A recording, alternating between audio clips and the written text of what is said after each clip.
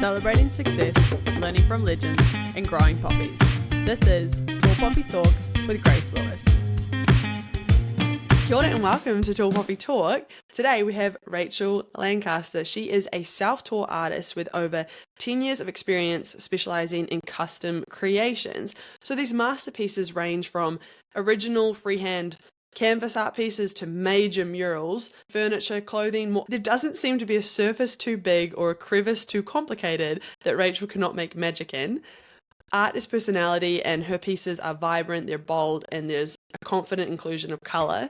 From Canada, Rachel has shared her creations online and seen an exponential rise in the community following her art process. With well over 500,000 followers across Instagram and TikTok alone, you can certainly say that Rachel is inspiring others and adding the content creator expert to her niche as well. Finally, Rachel prioritizes giving back and supporting others, whether that is through charity partnerships such as Make-A-Wish or within her own family, which is so important. And it is such a treat to welcome you today, Rachel, to Tall Poppy Talk. My first question is, where and how are you today? Hi, I'm good. Thank you for asking. I'm in Winnipeg, Manitoba, Canada, in my cold basement. I'm doing good. How are you? Thank you for asking. I'm doing good. I was taken aback before we started recording when you said it's negative, 26 degrees? Yeah. Minus 26 Celsius, yeah. And I know that Canada is so beautiful and there's these vistas and there's all this other great stuff, but the cold, is that something one can ever truly get used to? I don't think so. I took my daughter, she's 4, took her skating this morning and in a rink, but still to get there, we were like, okay, put your hands in your pockets, put your head down, run, because you can get frostbite immediately, right? So you're like, dig in, put your head down, run. So no, I don't think you can get used to it. We're always cold. No. And with what you do, like I mentioned, you really do create these masterpieces, and they are in all sorts. They could be outside, which right now I hope you're not doing, because you cannot paint in those conditions. It'd be impossible. But one question I like to begin with is, have you seen these memes? And it's what my friends think I do, what my parents think I do, what my whoever think I do, and then what I actually do. So it's for you as this artist, there are sometimes, whether they're right or wrong, stereotypes or assumptions on what it is that you actually do. So I wanted to ask, what is it that people think you do, and what do you really do? Oh my God. What do people think I really do? I don't think people have any idea. They have a vague idea. So what I find really cool is because I do post a lot online, right? Everything is posted online. Everyone thinks that they know me in that kind of world, what I put out in, online. So people watch what I do all the time. So they come up to me and they're oh, you painted a mural. They think that they know based on the timelines that I've given online, oh, I painted this mural in 8 hours. They assume that I was standing at that wall for 8 hours straight painting. So they assume a bunch of things. What I really do is different. I don't paint for that long. I paint for little 4-hour increments, I don't like to paint for 8 hours, 9 hours, 10 hours straight. It's a lot of work. It's a lot of ladder work. I'm alone all the time. But yeah, what they assume because they see it online is very different from real life. So I don't know. I've gotten a lot of different things. And also people are very fascinated by what I do, but sometimes they're too nervous to ask me. So they just kind of assume. So I don't know.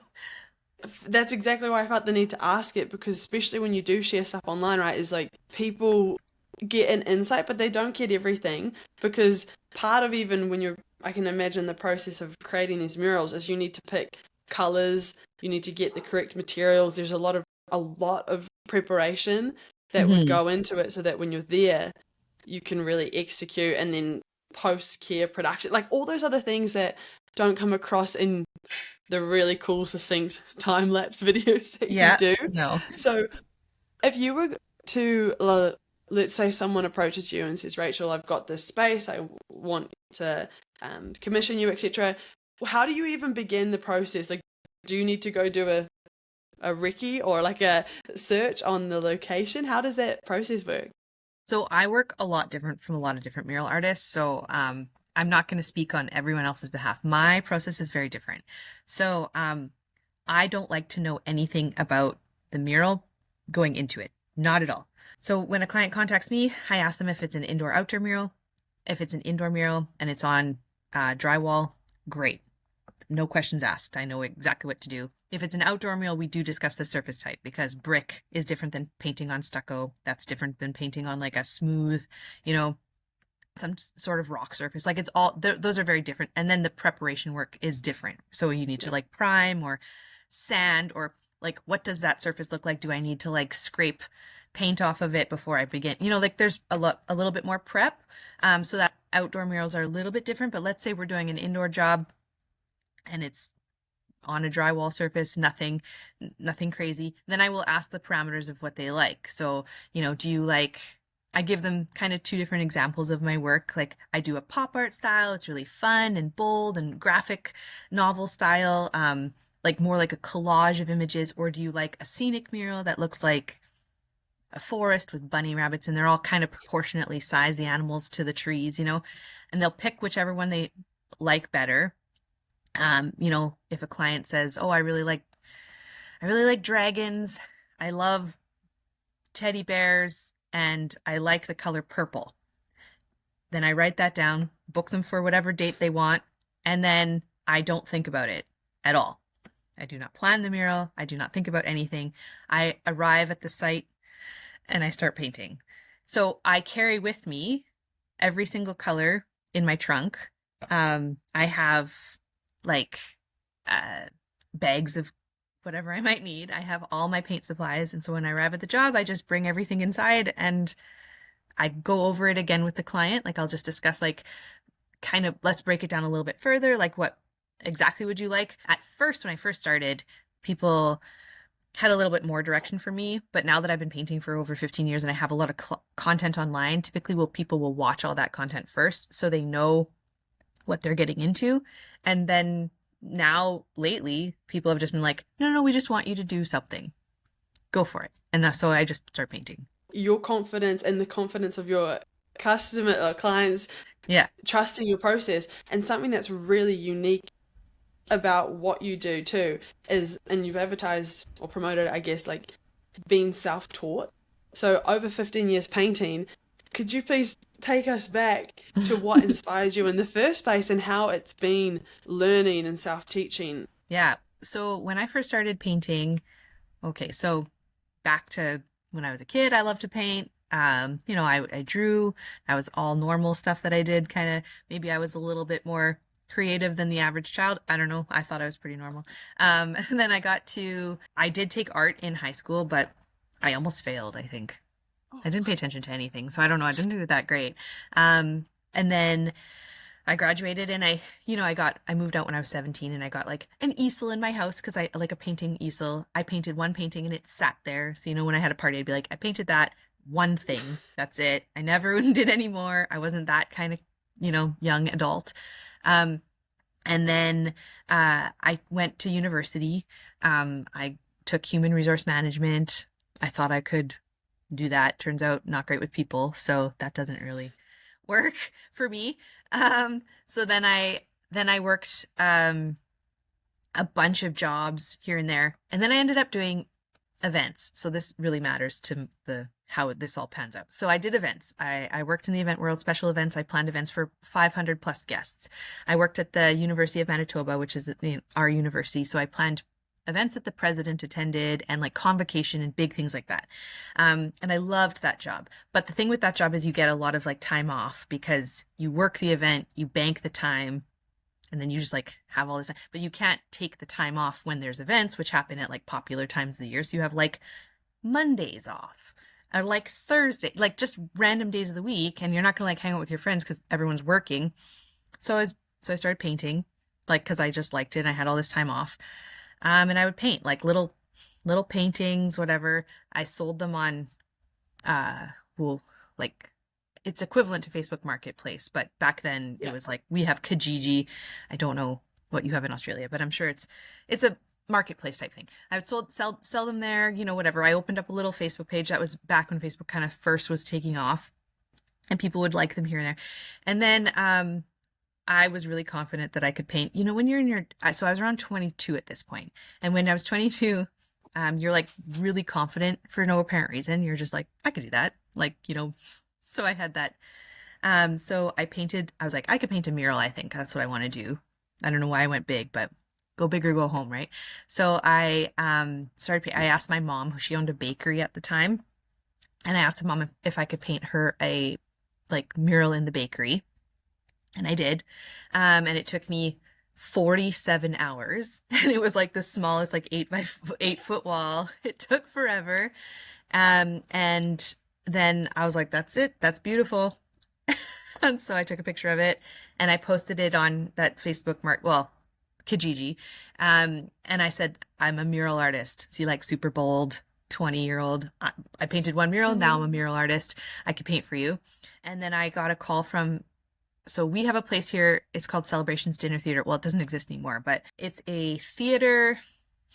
I don't know how to describe it. Like it's a dinner theater, like where people, Okay. if you were really good at high school theater and then you, maybe you were the top of your class, but you were not good enough to make it to like be an actor and be famous, but you needed to go to another community theater kind of thing. It's like all of those students ended up at Celebrations, you know, so it's like, I don't know, whatever, doesn't matter. So there was 3 of them in Canada, and the sets would travel from one theater to the other. But locally, when the set arrived, there would be artists that would paint the sets to match the theater. Does that make sense? Paint the surrounding theater to match the set. So the set travels from theater to theater, and then you would just paint it to match, so that as if you were sitting and you were totally immersed in the experience, right? So like, let's say the set was, the first one I ever got hired to do was more like a Wicked kind of set. And so we painted like all these trees, enchanted trees, like, and then the set that like the actors would be on were like kind of, they were in the moving set with all the real looking trees, and then we painted surrounding trees to match, right? Does that make, and then there was like little animals in the trees and stuff like that. Yeah. So the whole theater, anyways, I got hired. I was like, they called me, they're looking for an artist. And I was like, oh, I don't think I'm at your level. And they said, that's fine. We can train you. So I was like, awesome. And so because I had all the time off from the university, I would like work with them, because set changes happen like during the week. And there's like 4 or 5 of them a year. And you only had 4 days to paint the set before the actors go in. Right. So they taught me to paint really, really fast.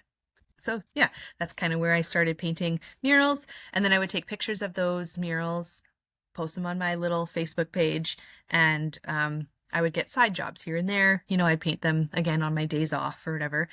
And I thought I'd do that forever. Like I thought, you know, have this side gig of painting sets or whatever and paint a mural here and there and do events. And I thought that was it. And then my page on Facebook started to grow. Then Instagram came around, like, because I'm that old. And so I started growing my Instagram page and just posting things. And then eventually I left Celebrations Dinner Theater just because it didn't really work out. I left my job at the university. I got a different events job and like less hours, like 35 hours a week. And then it ended up being overtime. I was painting like 40 hours a week, working 35 hours a week. So I was just painting and working and painting, and then everything was growing, and here I am. I don't know, painting full time. Yeah, like everything kind of grew at this, like slowly with me. And then when you talk about the evolution of my art, I think I wasn't super great when I started, but every year I look at my style, it changes every single, from the beginning of the year to the end of the year, my style changes. Like if I go back, I look at some of my old work and I'm like, oh, I wish I could do that again. Like, I wish I could do that style again, because I don't. Every year it changes. Like my work, like people say they can recognize it, and that's awesome. But also if you go up close, like I can see that it's changed. Even my most favorite thing to paint, which is flowers, the way I paint flowers has changed. And so I just keep growing. I learn different tricks along the way because I am self-taught, but there's so many things that I don't even think they could teach this, like mural work, the way surfaces react to what you're like if I'm painting a big, huge building, like the way a concrete surface and the texture, the way you can work with it, I don't think it can be taught. I think you have to learn that on your own. Yeah, every year it's different. And I found it so fascinating, the part about needing to paint fast because of the sets. And Hmm. every set was different, but there was some similarity. Like looking back in hindsight, it's very identifiable how and where strengths grew, but you were just doing it because you enjoyed it. Yeah. And I think often with identity or high performance, I tend to relate things back to athletes, but it's applicable in high performing artists like you are, of it wasn't one day you decided, okay, I'm a full-time artist now and here we go. It because it naturally grew with you and the passion has stayed. As your skill level has grown and you've become more of a high performer, there's no one day you could probably pinpoint, even though there's probably pivotal moments or pieces that you did where you really grew a lot. It's cool that your identity and your skill set has just naturally and organically grown, and then looking back you go, ah, that makes Yeah. sense. But the fact that it's changed too is almost serving as certain artists, singers, their music and their tone, you can hear that they've grown and they've lived through things. So your Yeah. Yeah. artwork reflects that too. Oh, for sure. I can see it. I can see different things that I've learned. Like if I could go back in time, I'd be like, oh, I wish I knew this technique when I was painting that mural, because like I could have, done this thing differently. But then I think every single mural that I've done is like a little piece of history, right? Because I can't go back and recreate any of that. So I think it's pretty cool. Like you can kind of see a timeline of things changing, or even 2 years ago, I refused to paint people. Like I just didn't paint people's faces in any of my murals. And then I started putting them in, and I can see the way they've grown too, like the way I do faces and the way I do animals. And yeah, my freehand style is completely different now. I don't know. I think it's cool. I think it's so cool too, which is why I'm so interested. And something as well that you mentioned, it started with what's the Facebook page or the equivalent called? Oh, like Kijiji? Kijiji. Yes, It's thank you. weird. Yeah. Kijiji, how it started there and then things grew Yeah. because with the online presence that you have with the content you're creating, that in itself is like a complete part-time, full-time job that you could be doing, and many Yes. people do, and you're doing that in addition, sort of like when you first began with the events role and then started the painting, and now the painting's the main thing and the content has become the side, but Yeah. that's continuing to grow. As you've shared things online, where the inspiration came from, I get it because it was a bit practical. This is how you communicated with people. But what has the experience been like of many people are just along for the ride? Has that changed anything for you? Like the online experience. Yeah. Um, I can't. So I'm not an expert in social media. It's like it feels like I'm just running to keep up. Like I don't know, you know what I mean? Like I don't know how to do any of this. Okay. Is it 2 years ago? Not even. Okay, 2 years ago I didn't even have a TikTok page. Okay, let's just start there. Like, um, so my husband helps me run my business and he runs the business side of the business, right? So he like does all the paperwork and he keeps everything afloat, right? He helps me with quoting and stuff like that. So he does that, and it's up to me to like do the online stuff. Like I create all the content. He was like, "Well, you should get onto TikTok because that's a big community." And I was like, yeah, no, I will. I will one day. Like, it's so much, right? Like, I do, my Facebook page grew. So there's like a good amount of followers on Facebook. And I had the Instagram page and I was like, I can do that, and then, but no, we should probably get on TikTok. Okay, fine. So like, then you have to learn the whole app. Like, it's not like you can just like get on TikTok. Like, sure, you open a blank account and then you have to get on it and like learn it. And then you have to see what's trending and what makes sense. Like I look back at my old videos and I'm like, oh my God, no wonder no one was watching those, So I would do the thing where I walk up to a wall and I touch it and then the wall turns into a mural, right? Like I did that because those were the little videos or whatever, but those are only like 10-second videos, so you have to get up to a minute. You need content. So that's why I started doing time lapse, and then I started doing voiceovers, and the voiceovers don't even get me started. Like I have to sit there and like first of all, think of something to talk about that's unique to that video, and then like record it. And I do it in, I don't, again, this is, I think, the way I work this way. A lot of people don't work this way, where people would have to write out a script. I think normally I just hold the phone and hope my brain's working. So I record sentence by sentence, and then I listen to it back, and I stumble over my words, so I have to re-record little sentences at a time. That's the way I do it. And then I just hope that the content sounds good, and then I listen to it back, and then I'm like, oh, it sounds terrible. Perfect, post it. Right? Like, so then it's just trying to keep up with what's going on in the world, or like if I can, yeah, it's just a lot of work. So usually it takes a couple hours in the evening, and I have toddlers, so I like to put them to sleep. That's why I always post my videos at like midnight, hopefully someone sees it. It's midnight. But yeah, it is what it is. But yes, the evolution of that is wild. It was a lot to learn, and I thought we were, even back when we first started, I had a good following on Facebook. I had a good following on Instagram.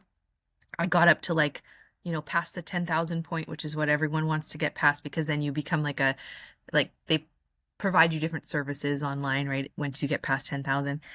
I got all that, and I was proud of myself, and I thought that was doing good. And then post go viral, like really viral.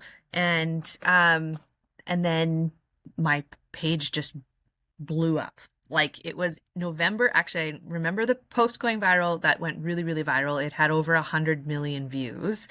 And it went from my page it was November of last year, like probably, so exactly about a month ago, a year and a month ago today, it blew up with that many views. And it's just me and my husband. So he's on my Facebook and my Instagram page as well, and my TikTok page. And we could not keep up. It was the most exhausting time in our entire lives. Plus we have toddlers. We have like a 2-year-old and a 4-year-old. So back then it was a 1-year-old and a 3-year-old. Anyways, very young. And it was wild. Like, it was thousands of messages by the minute. Like, we could not keep up. It was wild. So yeah, our page blew up. So the following that I have now is only a fresh following within the last year and a bit. So yeah, it's been it's quite the ride. It is quite the ride. I know I keep saying it, but it is just so interesting and fascinating how things have evolved, and you and your husband, it sounds like, just have embraced it. You're like, okay, we're doing this together, and now we're going to go on TikTok, because absolutely kudos. TikTok is something I am the same. I'm in that mindset of, I know I should use it. I know, but I'm so like, I'm barely holding these things together. And but that reward of learning something, learning a new platform, it is exciting. And just like how your painting evolves, as does your content, because you learn more or trends change. And with all this, you had attention, but the influx of a lot more attention from this viral video. Something that motivates me with this podcast is having conversations with high performers like you. I call them tall poppies because there's a social phenomenon in Australia and New Zealand called tall poppy syndrome. And it's where the metaphor is, there's the field of poppies, and as a poppy starts to rise, and we chop them down just to bring them back down to our level. And it's a bit of an experience that I think is not unique to anyone. I think we all interact with it in different ways. And even if you're very confident, maybe you've had to develop that confidence from some chopping down. And rather than focus on that negative, I'd rather talk to people like you and say, how have you embraced those feelings of imposter syndrome or external chopping down? How have you kind of gone through it? And spoiler, I understand you probably still sometimes go through it, but all that to say, it's a 2-part question. The first one is, how do you maybe describe imposter syndrome in your world? And then how have you interacted with it? Imposter syndrome in my world. Like there are mural artists who have been in the game a lot longer than me. So in my world, like, okay, when you think of a mural, typically, I don't know about Australia, but in Canada, if you think of a mural for us, you think of like a historical piece on a building that probably represents something that is meaningful to the community, right? So maybe in we have a big Indigenous population here, and so maybe it would be, you know, we're like at the intersection of two rivers, so maybe there's like a river and a man on a canoe, and he looks maybe Indigenous. Who knows? It's a very historical painting. You could probably imagine it in your head. It's probably like beige. Sorry, I'm not insulting it. I am. It's sounding like this is coming off as an insult, and it is, but it's not. So part of my imposter syndrome comes from I don't paint murals like that. That is not my style. I am like a kid from the 90s, and I paint pop art, and like I use every single color you can imagine, and my stuff looks like some of it looks like the doodles that I used to draw in my binders. Like, you know, it's just like fun. Like there's hamburgers and like big cherries or just fun stuff that I remember from my childhood, and super bright colors. And that's, so I don't do this historical pieces, although I can. It's just not my style, and that's not what typically that's not what people reach out to me for. So in my world, I'm like, I'm not there yet, because I'm not painting those murals. The government doesn't contact me for a historical piece on one of their largest buildings in the city. So I'm not a muralist. Okay. And yet those people painting those murals don't have the following that I do, and don't have people going, one day I wish I had a Rachel Lancaster mural in my house. Right. So like I grapple with that a lot. What helps me a lot is my husband is like an analytical thinker. He's a very smart person, and he's like runs the business, and he says to me all the time exactly what I said. Oh, like, who cares, Rachel? We're not after those big jobs anyways. People want Rachel Lancaster art. And I go, oh, okay, thanks. Like, he's very logical, so that helps. You know, so I do struggle with that, and it gets in my head a lot. Like I received a lot less online hate when I had a smaller following. Right? You get bigger, people know who you are. People get, I don't know if they're jealous or whatever the situation is. There's just a lot of people online who have negative attitudes or whatever's wrong, who knows, and they're posting negative stuff, or they're these little bot accounts or whatever that can just spew hate for no apparent reason. So the bigger your account gets, the more of that stuff comes at you. How I deal with that is I don't deal with that. I turned off all my notifications. So also, like, I don't get paid for the online stuff, right? So like in Canada, we don't, I think you in Australia too, like you don't get money for TikTok. Like I don't get, when my posts go viral on TikTok, it doesn't make me any money. Being on that app doesn't make me a penny. Being on Instagram doesn't make me money. So like people who have then in the state, and they always assume that, especially the following in the States, they assume that I'm making money from these people. And then if I had responded in the past with like a negative comment, they're like, why do you hate on it so much when you're making, like, that's probably where you can make your money. It's like, no, dude, I paint murals. Like, this has nothing to do. I just post this so that more people can see it, so that maybe they'll hire me. So no, so like in my brain, I just have to be like, this isn't like my bread and butter. I'm posting online so that people can see it. If they like it, awesome. If they don't, it makes literally no difference. You want to post a negative comment, maybe that's great, because then more views come in, like more interactions, I guess. Let's just look at it that way. Like, it's hard. Like, so I just turned off the comments. Like, it's not like I have to be on there anyways. It makes literally no difference to me. I think it's more that people respect when a lot of people follow you. There's a little bit more respect there, so that the jobs come in, because it's like, oh, I saw you on Facebook. I saw you on TikTok. Perfect. That's how I want it to be anyways. If you wanted a job from me, you were going to reach out to me anyways, right? So whatever. That's kind of how I deal with it. It's not easy. There are times when the comments get to me or whatever, but I just keep thinking that my style is different and it evolves every year, like I said before. And like, I'm pumped to see what I'm going to paint in the future, because who knows, right? Like, who knows how I interpret, like, I don't know how future me is going to view the murals that come in. Because like, even me, when I take in a mural, like when I book it, I'm like, oh, great.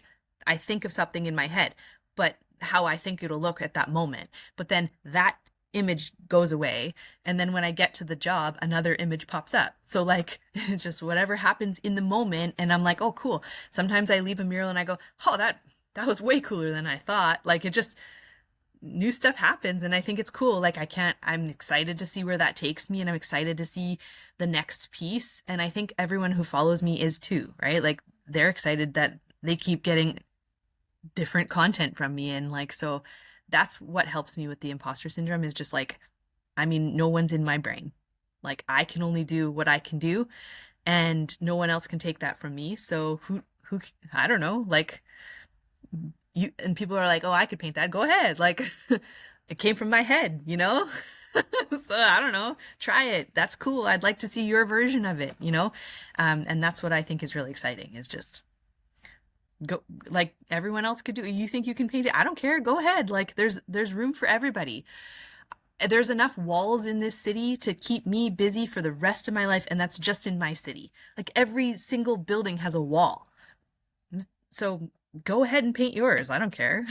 I wouldn't even say refreshing, because I think that is a verbiage that is out there, but your values are so clear and so exciting, and that's why that word exciting keeps coming up, right? Of, if you want to do it, sure, go ahead. There's enough to go around. Like Yeah. success isn't a net zero sum game. You can be successful over there, and so can I, but don't throw shade. It's just not going to hit you. And I do appreciate that you say sometimes it does, because we're human and Oh we god, have yeah. feelings. But the fact that you have these values of, hey, a lot of people love what I'm doing. It motivates them. It gets me work, which is why you began it. And although that negative feedback loop has grown with the following, that's like, maybe let's say that's like 9-10% of it. That means the other like 90% Yeah. is growing too. And it's really cool that those are where your values are. And then setting boundaries of, I don't need to read the comments and do that, and I'm not going to. So I think that's a tangible takeaway for listeners too, right? Is having the values, who do you care about, putting boundaries when you can to try and minimize that pointless negative energy coming in. And then the thing you said too, which resonates with me, is the excitement of what you're going to do. So with the podcast, I'm like, who am I going to talk to in the future that is only going to maybe be an option because they listened to this episode with Rachel and thought, oh, that's cool, I'd love to talk to Grace too. There's happened a lot where people have listened and then reached out. So with your art, whether they've walked past it and then gone into the store and been like, oh my goodness, who painted that? Or they've seen it online. It's just putting more out there to be open to future opportunities and connections. Yeah. And the, like I always say, like I like you said, you know, maybe there's 10% of negative comments, there's 90% positive. So I do read the comments in the beginning, and I do thank the people for giving them. Once a post starts to go viral, I think, in my opinion, a post that goes viral is like over 1 million. So once a post starts to go viral, like starts to get over 1 million views, I then I kind of stop. I turn off the comments. I stop reading the posts or the comments and stuff. But before that, it's usually all positive. So I'm gladly reading those. And those are good confidence boosters. Like, thank you, people like it. That's great. Like, I like to get a vibe of right when I post it, like, okay, this is going well. It's not bad, you know? So cause I still think I post, I'm like, ooh, I hope people like it, you know? Like, yeah, I get nervous. Same as everyone else. Cause sometimes I think my style is very unique, right? So not everyone's going to like everything I do, and that's okay. Like, you don't have to like it, you know, maybe that piece wasn't for you. So that's cool. But yeah, like the beginning of it, I like to see, I like to monitor and make sure it's doing well. And then, but yeah, the evolution is really cool. And yeah, like I said, there's enough to go around for everyone. People can say that if they're negative, they can say, oh, like I could have done better or whatever. And I'm like, cool, like, show me, like tag me in it. I don't care. I'd like to see your version. Like, oh, that would have looked better if you used the color red. Paint it red. I don't know. I just did what my brain told me to do. So yeah. The phrase you said there too of, it's not for me, I think the first time I properly heard that was last year, I was doing some improv classes and you were watching other people go around, and someone said very sincerely, oh, that one's just not for me. And I thought, oh, that's such a nice way to say it, because it is true, right? Like, I didn't like it, but that didn't mean that I actively disliked it. It just wasn't made for me. I'm not the audience that was intended for. And so that's cool. I'll go Yeah. find the one that is made for me. Yeah. Just Oh, like and you never know, like I paint so many things. I'm asked to paint murals, crazy amount of different subject matter, and some of the murals I paint, I'm like, no, I don't really like this. And I'm the one painting it, but they do. it's just not for me. Like, I'm not a fan of horror, for example, like horror films, and I've painted an Mm. entire house, like um, the entire house is we have the coolest people that live in Winnipeg. I always think if you have a mural in your house, you're probably a really cool person. That's what I think. Yeah. That's my opinion. You can see I have one, so I must be cool. So yeah, so I that was really lame. Anyways, we I painted this one mural for this couple, and they collect horror film memorabilia.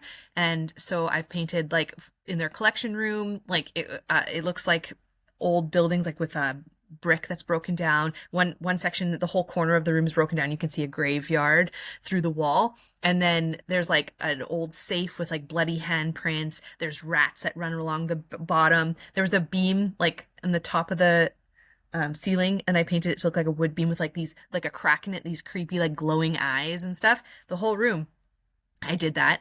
And I'm not a huge fan of horror. And also they have a room in their basement, like a bathroom, and it is the theme of now I forget the name of him. Okay. He's like a little my husband's listening. Saw. So Thank yeah. you. Yeah, thank you, Eric. So he like they have like a severed foot attached to their toilet, and I did jigsaw like coming through the back behind the toilet. I matched the tile from the movie in the whole back of it, and I put jigsaw and he's coming through. And then I wrote in red paint like want to play a game above the toilet paper roll, and there's like bloody handprints all on the walls, and yeah, they have like a realistic severed foot chained to their toilet. And I remember I was turning around and I was washing the brushes in the sink, and I saw the jigsaw and I just got spooked. I was like, oh, this bathroom's not for me. I painted it and I was scared. So, not every single meal is going to be for you, but That is such a funny story. Yeah, like you just painted it and you're like, I need to get out of here. yeah, I was like, need to get away from this. this is weird. But I loved it, and it did really well online. People love it, and they thought that was it was a really well received mural. But again, like, would I paint that in my house? Probably not. No. Another really, really popular one that went pretty viral. I painted in a gynecologist's office, huge flowers that look like vaginas, and it went so viral, and everyone was like, oh, like calling me a weirdo. And I was like, first of all, this isn't my living room. Like, this is in a gynecologist office. I think it was very appropriate. But also, like, if you're not a fan of it, hey, this one's not for you. But I had fun. Yeah, keep scrolling. That's fine.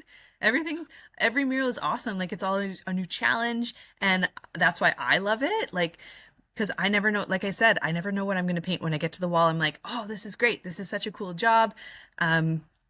Pull out the paint and start painting. And then, yeah, every time there's a quote that comes in, like, it's always a new idea. Like, it's always a client that's got some idea that I have to try to execute the best I can. And like, that's the coolest part about this job. And like I said, it took years to get here, but like, that's the best part about it. So I'm always very excited. Like, who knows what I'm going to do in the next year? Like the next year is full of amazing possibilities of like paintings that I couldn't even imagine, because the clients are the ones who give me ideas, right? So it's awesome. Yeah, then there's always going to be more. I like to think of it as your client collaborations, because you're doing it, but they're the ones who've sparked that idea. They're the catalyst that grows into something else. That's incredible. Now, I have one sort of vague question before my sign-off question. And this could be hard because I know there's so much you could dive into, but I always like to ask, is there anything I haven't asked you during this that you think I should have, whether that's a story or a question or something you just want to say, bit of an open floor situation? Not really. But you did mention about other people, and like giving them, like, I get asked a lot about like people wanting to do what I do, and how did I get here, and how do I do what you do, kind of thing. Like, I really love art, and I think I just want to pull that back and say, like, I think you said it before, like, I didn't start like drop all my stuff and be like quit the event world and be like, yep, yeah, you know what? I think I'm going to be a full-time mural artist, having only painted one mural. Like, that's not what happened. Like, everything was so evolved. Like, it took so long. I didn't wake up one day with a social media following and people who liked my, like, that didn't happen overnight. And so to go back to the beginning, like, I started where everyone else starts, with no followers, with like painting in my, I used to live with my now husband, like when he was my boyfriend, I used to live with their, like his parents in the basement.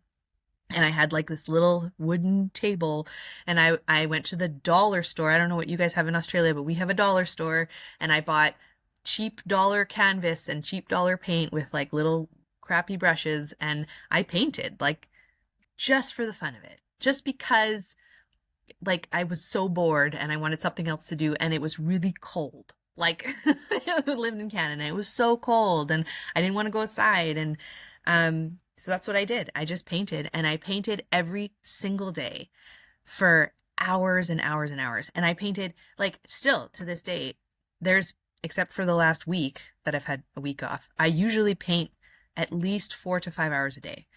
And I have been doing that for over a decade.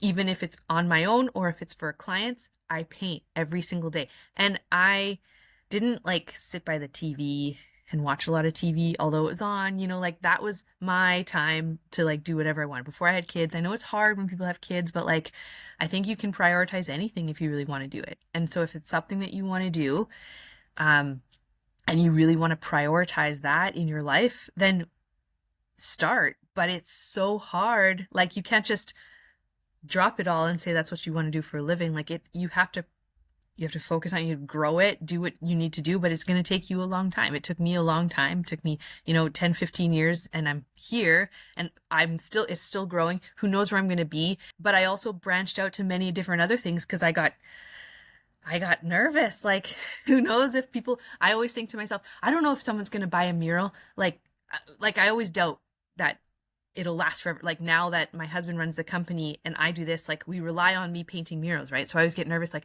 what if we can't pay the bills because no one wants to buy a painting or buy a mural, and I get nervous. So I came up with other ideas, so I did a coloring book. And then from coloring books, I started doing custom coloring books for various companies because someone asked me, hey, do you do custom coloring books? And I was like, yes, I can do that. And I think if you want to grow a business and you want to try something, your answer should always be yes. Like someone asks me, do you want to, back in the day, I want a wall that looks like brick. And I didn't know how to do that, but my answer was yes. And then I got to the wall and I figured it out, right? Like someone asks me, you want to paint a car mural? And I say, I've never even seen that car in my entire life, but my answer is yes. And I will figure it out. And that is always my answer for everything. Like, you want to do this? I'll take it. And then from there it was clothing. Like I designed a hoodie with one of my paintings on it, and my husband invested, and he's like, yeah, I think we'll just buy a whole line of all of them. So he bought all the colors, or like all the sizes. And I was like, yeah, that's great. And then they got here and I was like, yeah, I'll sell that. I don't know where, but now we have clothing. I'll figure it out. Yeah, I'll figure that out. And now we have clothing in Warehouse One. It's a store across Canada. Like, because we had to figure it out, and sometimes I feel pressure till I'm just like, well, I'll just figure that out. Like, I'll just, yep. And so everything that comes at me, we just kind of say yes. And then whatever happens, like, like there was a time when we bought all the coloring books at the beginning. Like I made a coloring book. My husband bought 1,000 books. Even though the guy who sold coloring books, like the printing company, was like, well, normally if you're starting out, you buy like 50 to 100, and that's where you go. And my husband's like, well, what's the cost if we do 1,000? And it was way cheaper. So we got 1,000. And then I literally took those coloring books and like pounded the pavement store to store and was like, will you sell my coloring book? And like little stores across Manitoba, like took my coloring book, until now I've done 9 of them. Like it's whatever. I get all paranoid and I'm like, oh, how are we going to do it? We need other branches of income. So I just start doing other things. Now we have coloring books and clothing lines, and we have the list goes on. So yeah. It does.